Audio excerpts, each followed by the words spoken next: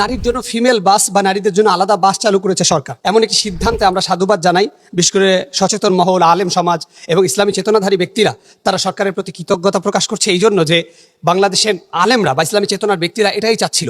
তারা বারবার বলছিল যে নারী পুরুষের যে ফ্রি মিক্সিংয়ের বিষয়টা এটা পরিবর্তন হোক, একটি সুন্দর সমাজ গঠনে নারীরা আলাদা একটি জায়গায় কর্মক্ষেত্রে পর্দার মধ্যে থেকে তারা নিজেদের শ্রেষ্ঠত্ব উপস্থাপন করুক। কিন্তু এই যে আমাদের দেশে কিছু সুশীল সমাজ আছে যাদের তো আর কোনো কাজ নাই, তারা শুধু ইসলামী চেতনা বিরোধী কাজ কিভাবে উপস্থাপন করতে পারে সেই মাইন্ড ডাইভার্ট নিয়ে তারা ঘুরতে থাকে এবং তারা বলে যে ইসলাম নাকি নারীদেরকে ঘরের ভিতরে আটকে রাখতে বলেছে, ইসলাম নাকি বলেছে নারীদেরকে প্রকাশ্যে না আনতে, ইসলাম নাকি বলেছে নারীদেরকে কাজ করতে না দিতে, এমন নানাবিধ কথাবার্তা তারা বলে থাকে। কিন্তু বাস্তব সত্য হলো ইসলাম চায় নারী এবং পুরুষ যেন ফ্রি মিক্সিংয়ে না জড়ায়। ইসলাম চায় একজন নারী তিনি যেন নন মাহরাম পুরুষের সামনে গিয়ে উপস্থাপিত না হয়। এর জন্য সরকার যেই উদ্যোগ নিয়েছে, যেখানে নারী ড্রাইভার, যেখানে নারী সুপারভাইজার, যেখানে নারী হেল্পার, অর্থাৎ এখানে পুরুষের কোনো কাজ নাই, সেই জায়গাটাতে নারী কিছুটা হলেও নিরাপত্তা পাবে, এই বিষয়টা আমরা নিশ্চিত করতে পারি। যেমন আমাদের দেশে যতগুলো মহিলা মাদ্রাসা আছে, গার্লস স্কুল আছে, গার্লস কলেজ আছে, গার্লস ইউনিভার্সিটি আছে, আমরা যদি চাই বা সরকার যদি সদ উদ্যোগ নেয় যে এই মাদ্রাসা, স্কুল, কলেজ বা বিশ্ববিদ্যালয়কে আমরা এমনভাবে সাজাবো যে এখানের প্রিন্সিপালও নারী হবে,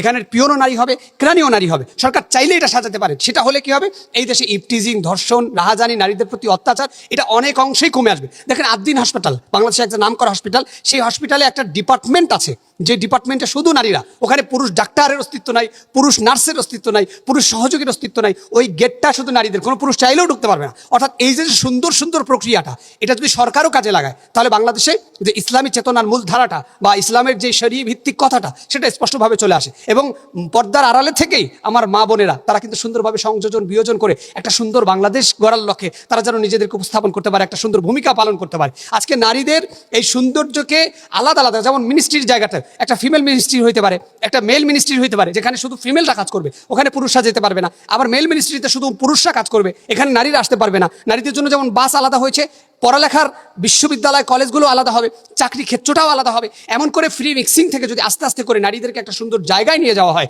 নারীরা হচ্ছে এই জাতির শ্রেষ্ঠ সম্পদ। রাসূল আকরাম সাল্লাল্লাহু আলাইহি ওয়াসাল্লাম বলেছেন নারীরা হলো পৃথিবীর যত সম্পদ আছে সব সম্পদের থেকে সব থেকে দামি সম্পদ। সুবহানাল্লাহ। তাহলে যেই পয়গাম্বর নারীদেরকে এত উচ্চ মর্যাদা দিয়েছেন, সেই নারীদেরকে যদি আলাদা করে সংযোজন বিয়োজন করে একটা সুন্দর পরিবেশ দেওয়া যায় এবং সেখানে চাকরি করবে, ব্যবসা করবে, ব্যবসায়ীদের জন্য মার্কেট প্লেসে নারীদের জন্য আলাদা মার্কেট, এটা ফিমেল মার্কেট, এখানে পুরুষরা ঢুকতেই পারবে না, পুরুষের কোনো কাজই নাই বা ঢোকার কোনো সুযোগই নাই। আইন শৃঙ্খলা বাহিনী তাদেরকে ঠেকিয়ে দেবে। আইন শৃঙ্খলা বাহিনীতেও নারীদের একটা পার্ট থাকবে যারা শুধু নারীদেরকে নিয়ে কাজ করবে, নারী অপরাধ নিয়ে কাজ করবে। এমন করে যদি সরকার পার্ট বাই পার্ট নারীদেরকে এভাবে আলাদা করে দিতে পারে, তাহলে আমরা বিশ্বাস করি ইনশাআল্লাহ তাআলা আগামীর বাংলাদেশ ধর্ষণ মুক্ত, ইফতিজিং মুক্ত একটা সুন্দর সোনার বাংলাদেশ হওয়া সম্ভব। আর সেই জায়গাটাতে আল্লাহ তাআলা আমাদের প্রত্যেককে সুবুদ্ধি, সচেতনতা এবং মেধা যুক্তির শ্রেষ্ঠত্ব দিয়ে আল্লাহ তাআলা এটি আদায় করার তৌফিক দান করুক। আমিন।